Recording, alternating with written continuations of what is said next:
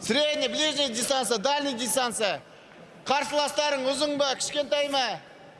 Сон барын сами себе выбирайте, сонымен работайте.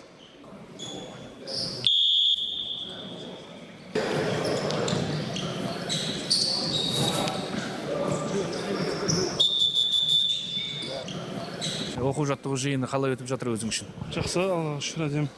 Ойдағыдай.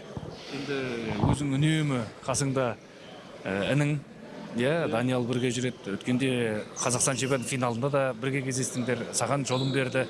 Осындай тұрғыда әрдайым бір-бірлеріңе жол беретін боласыңдар ма, әлде кейде бір шаршалаңда өнер көрсететін кездер бола ма? Жоқ, Қазақстан чемпионатында біз 3-ші рет финалда жолығып болдық. Бокстаспаймыз біз. Оған дейін де бір-бірімізге жол бердік, бұдан кейін де сондай болады. Бір-бірімізге бокстасу ойда жоқ ондай.